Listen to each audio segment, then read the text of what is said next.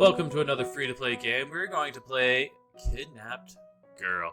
I guess this is the girl that's been kidnapped. Look at those eyes. They're huge, they're blue, and they're crazy. Why does she have a heart tattoo on her neck? That's weird. We're going to play this in English. New game. Here we go.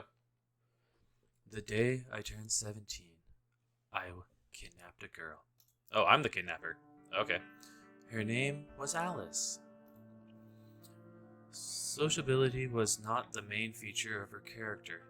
In class, she was always quiet, especially with no one to talk to.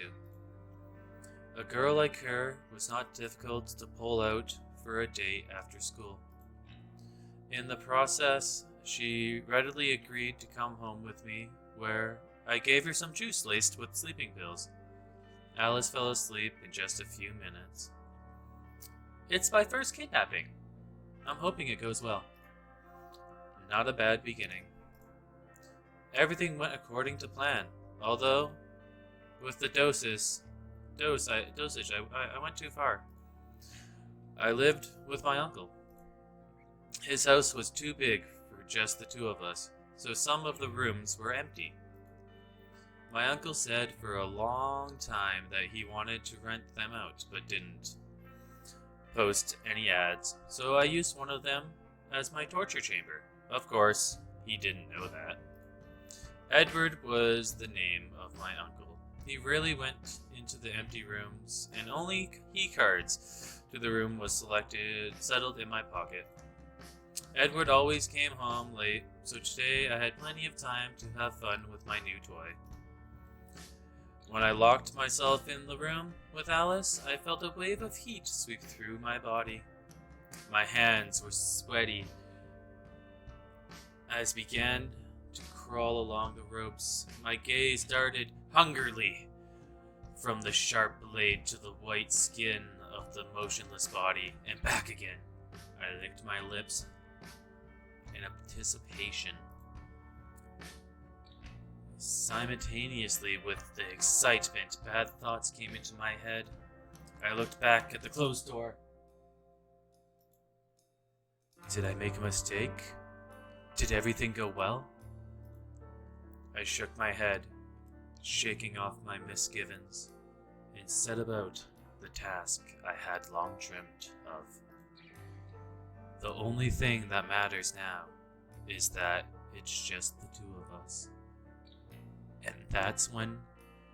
And that we don't be disturbed for the next few hours. I was getting excited about what was coming. Putting my tools aside, I sat down next to Alice, putting my hands on her thin, fragile legs, or ran my hands up her thigh, touching the edge of her skirt. I needed to take off her clothes. Otherwise, it will only prevent me from enjoying the work to be done. Button by button, I slowly removed her shirt and froze in disbelief. There were bruises and other signs of beatings under her clothes. I didn't hit her, so I couldn't have left those bruises. Then, where did they come from? Is she being beaten at home? And after all, she was only beaten where her clothes could hide them, to avoid being seen by strangers. It seems that Alice was regularly bullied. In some places, there were fresh bruises still with blood. In others, disgusting blackened spots. The older ones were slowly dissolving. I can't even imagine how hard and painful it is to move in this state, but she came to school every day and even smiled in rare conversations with her classmates.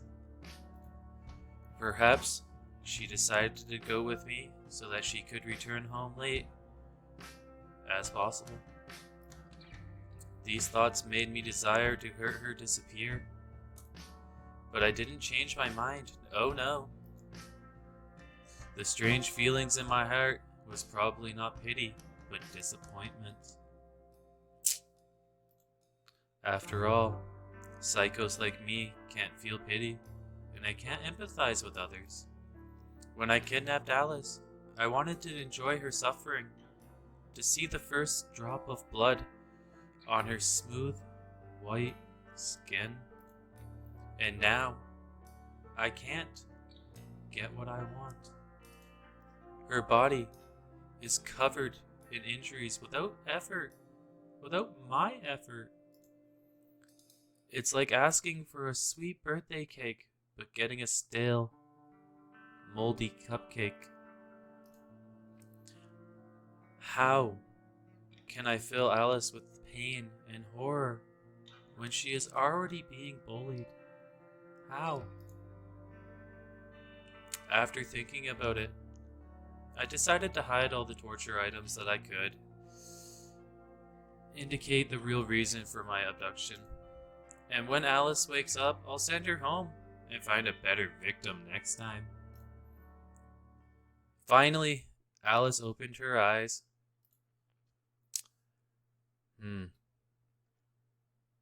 I'm a psychopath, so let's ask her if she's alright.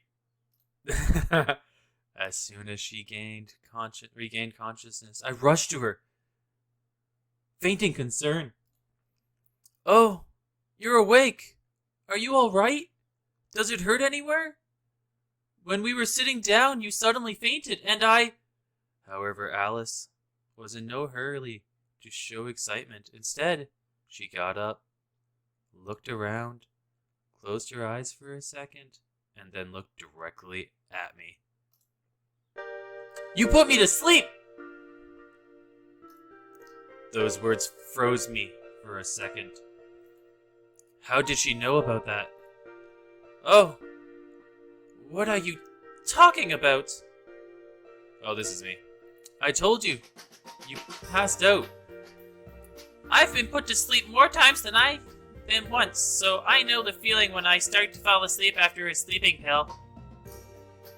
Put to sleep? I was more taken aback by the news than when Alice said that I had drugged her. It's... Never mind. Why did you put me to sleep anyways? Did you do something to me? Alice touched herself between her legs without lifting her skirt. Hey, I didn't do anything wrong to you. She took her hands away. You're right. Then why? I told you. I know you put me to sleep. Stop dodging the question. I don't know what to say. The awkwardness of the situation increased with every second. I didn't know what to do or what to say. It was a necessity to change the subject urgently and try to take control of the situation. Where did you get those bruises? You undressed me? Ah! I get it. Where are the photos? What photos? The photos of my body. No. I didn't undress you or take pictures of you. Trust me. Then why did you put me to sleep? That's not true at all. And you still haven't answered my question. I will only tell you after I hear the truth. I hesitated. Should I tell her the truth? Something like, oh, I'm sorry. I just wanted to torture you at home.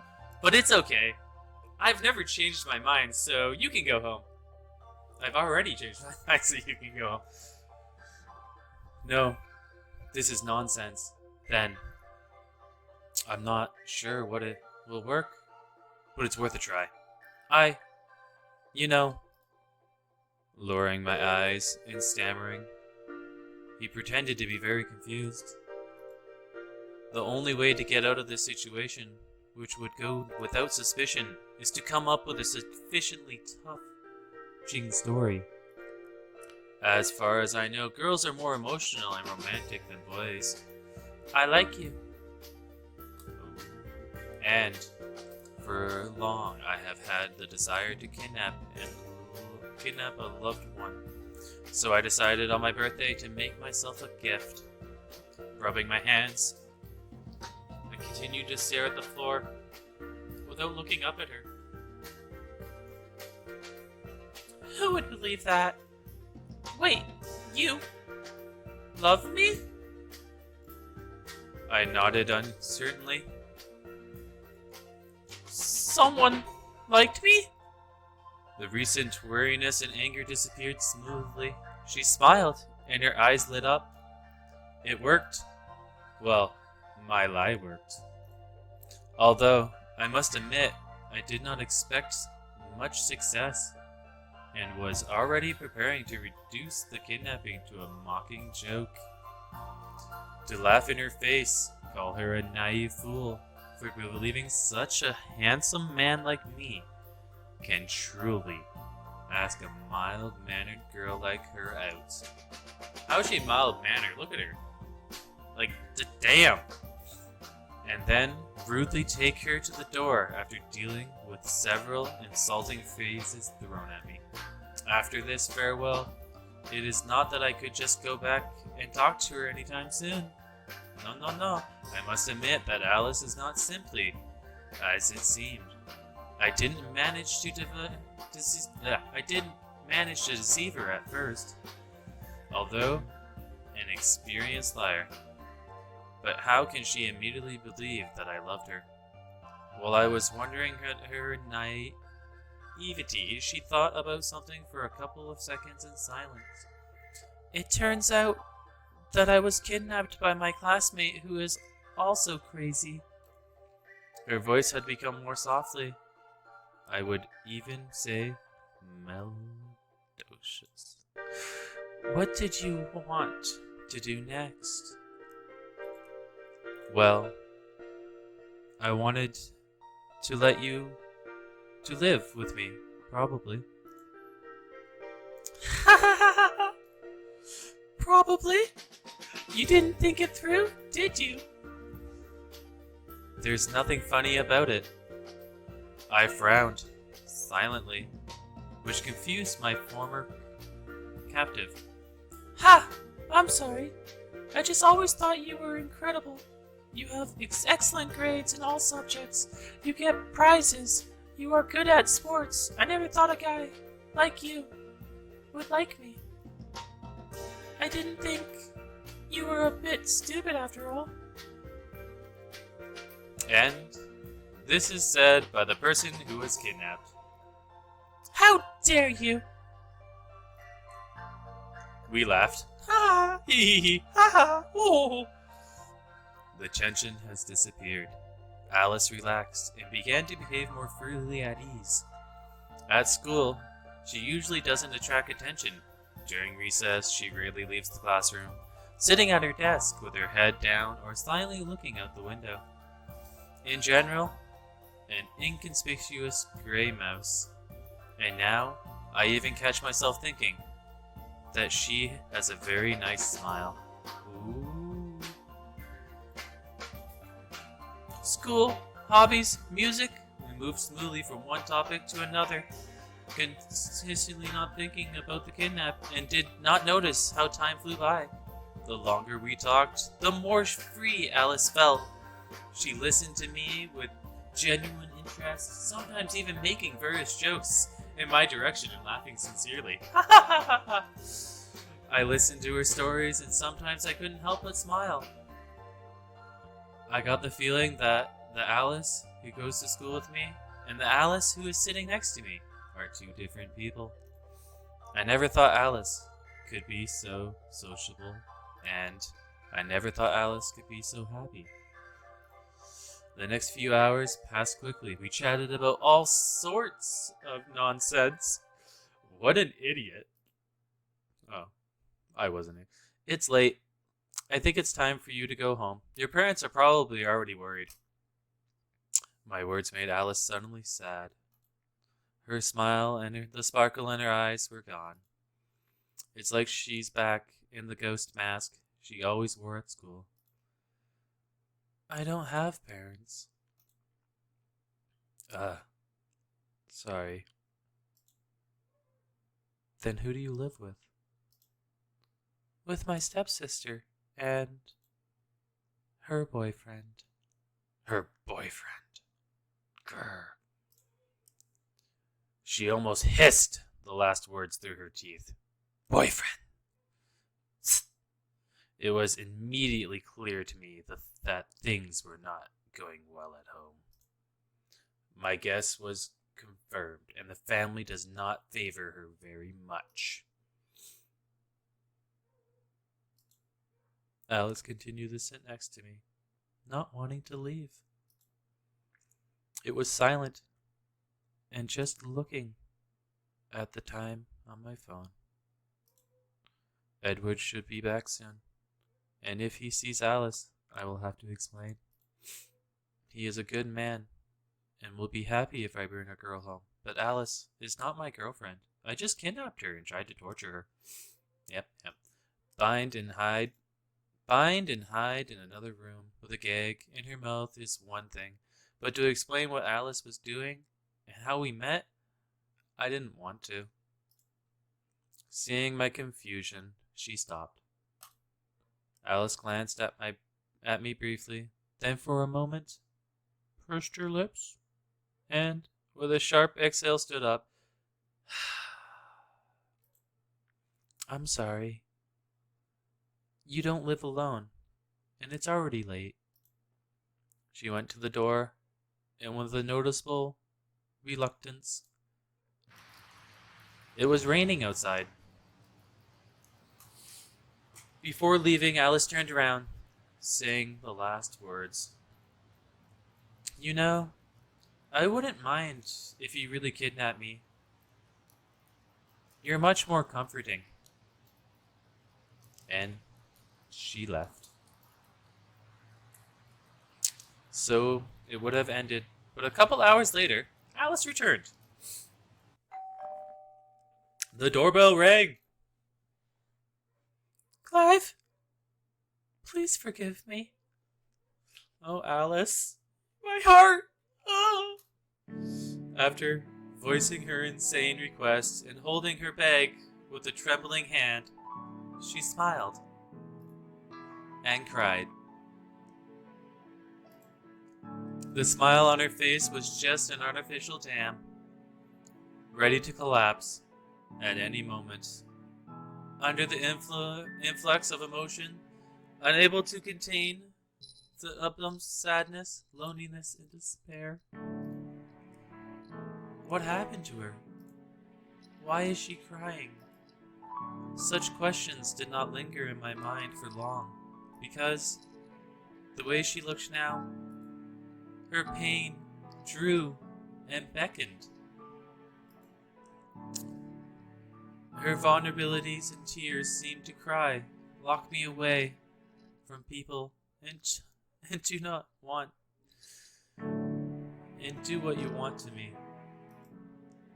On my doorstep stood not a sad classmate, but a victim, begging her executioner to put her out of her misery. The sight of her made me want to hurt her again. A familiar wave of excitement ran through my body. My breath quickened. My hands trembled with impatience. I want to lock myself in with her again and run the blade over that soft skin. I wanted to see how her tears would flow with the drops of blood. Do you want to be kidnapped? Have you ever considered the possible consequences? Poor Alice. I couldn't help it. I roughly grabbed her hand and led her to the same room. We were alone again.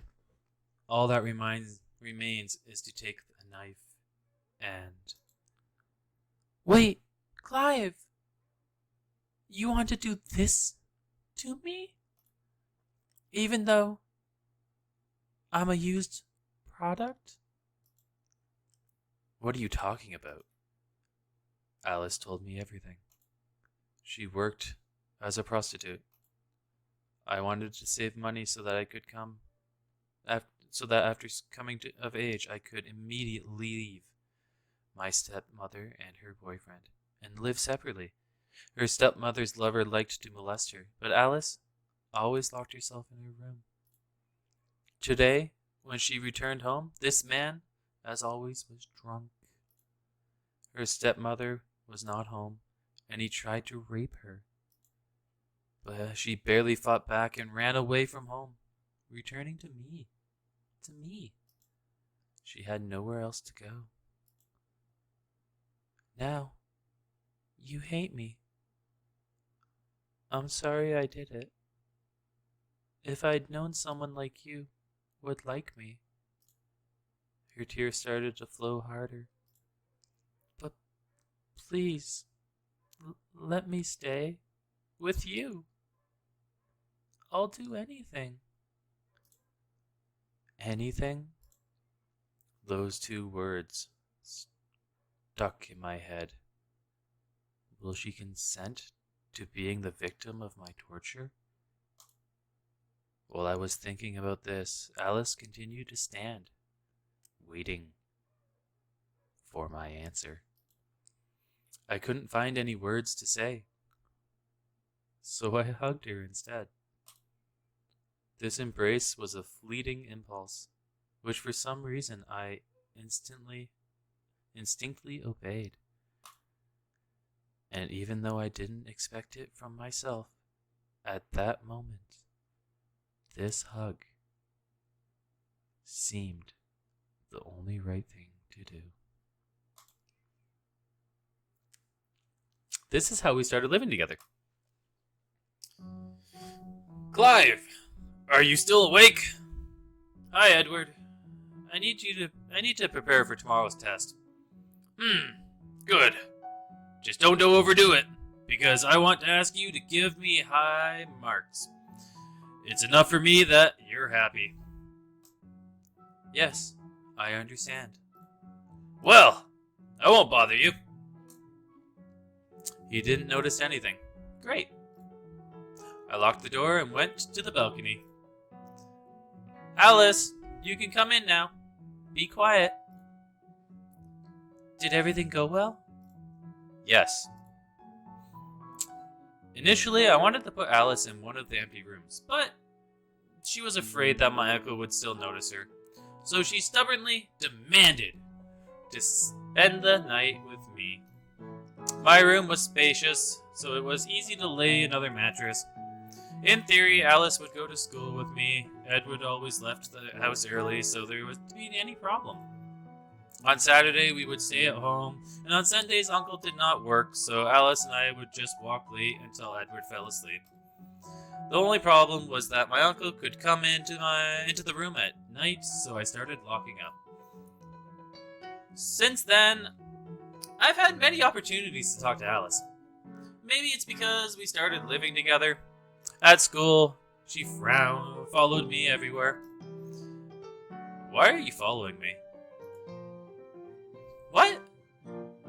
What should I do? If you will be with me, you will have various surprises. What are the surprises? I'm not going to give in to such temptations. She came close to me and whispered in my ear.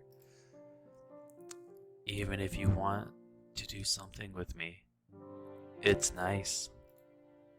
You're kidding. Hey, don't make such an indifferent face. Alice's conversation behavior turned me on every time. After a while, I decided to finish what I started. Saturday. Alice, can I tie you up? At this time, she was chewing chips, and when I asked her about it, Alice froze, her mouth open. So will you let me? Huh? You finally decided to show me your secret fetish, huh? Well, be glad, for Alice is in a good mood today. I knew that she would not refuse me. During the time we spent together, it was easy to see that Alice had fallen head over heels in love with me. Now she was as docile as a trained dog.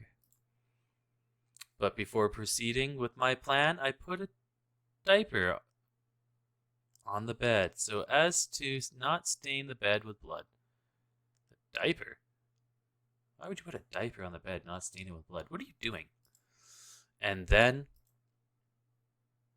I tied Alice up, unbuttoned her shirt, and taped her mouth shut. No resistance. On the contrary, she put her hands in the loops and waited with interest for what would happen next. Ooh. Just in case, I turned up the music louder. The neighbors don't need to hear all the screaming. As soon as the blades of the knives flashed in my hands, Alice twitched, but immediately fell silent, probably thinking it was a joke. How wrong she was. I put the knife to her slightly pale skin, which had already moved almost all of the bruises. There was only one small movement of the hand left. Pushed down. Ooh. Alice's eyes started bleeding. Mooing. Resistance. Fear. She tried to get out, but I tied her up tight. Just as I was about to make another count, I felt something was wrong. Why? Why don't I feel pleasure? I've always wanted to do this, so why? I'm a fucking psychopath. What the hell have I done? I dropped the knife and ran out of the room, leaving Alice bound and alone. At that moment, I realized with horror that I no longer wanted to hurt her. What the hell is wrong with me? I've been dreaming about this, dreaming about getting a knife, and I remember the trail of blood running down Alice's chest, and I suddenly felt sick. Oh, my stomach feels sick, my throat felt tight, my body bent in convulsions. I could barely contain my vomit. Pushing the nausea away, I leaned my back against the wall and slid down. Alice. Looking at this girl, I saw a person filled with pain. I often met such people on the streets. Their blank stares, quiet voices, and hesitating movements always made me want to pick up a guitar string and tighten it around the poor person's neck. Then, why do I feel so bad now that I'm so close to realizing my dream? I'm crazy, crazy, crazy! I have neither pity nor compassion. I'm a fucking maniac. With every such thought, I would slam my fists on the floor with vicious frenzy, and my eyes would fill with tears. I don't remember how long I sat there. Maybe a minute, maybe an hour. In a fit of rage at myself. Time passed. Time simply ceased to exist. Calming down a little, I got up off the floor. I needed to untie Alice. After this, she will probably leave me. It's better this way. I don't want to see her again. I don't want to hurt her anymore.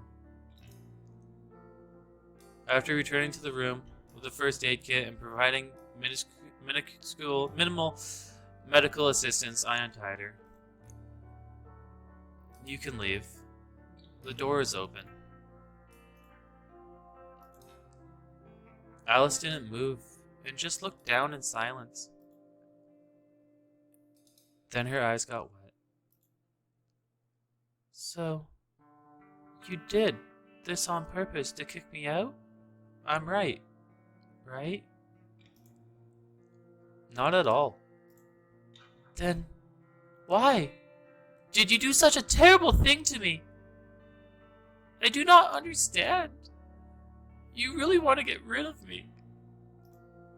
No. Yes! She started shouting. It started throwing dirty words at me. I just waited in silence for her to calm down. You son of a bitch! Then why did you hurt me? Because I'm a psychopath. I've always wanted to do this. In the beginning, I kidnapped you just to torture you. Then why did you stop? I don't know. I didn't enjoy it. I always thought I wanted to hurt someone, but it turns out that this was not the case. Damn, I was such an idiot. We didn't say anything else. We just sat across from each other, in silence, their eyes downcast. After a while, Alice broke the silence. Clive, so you don't like me? I raised my head and looked at her. She looked more or less calm now. No. I never liked you. I got a slap in the face. You lied! I hate you! We didn't talk for the next few days. I didn't kick her out, and she didn't leave after all. Alright, everybody. We are going to leave it right there. Thank you, everybody, for reading. I upload Mondays, Wednesdays, and Fridays. Have a good one. Be awesome. Stay awesome. And we are out.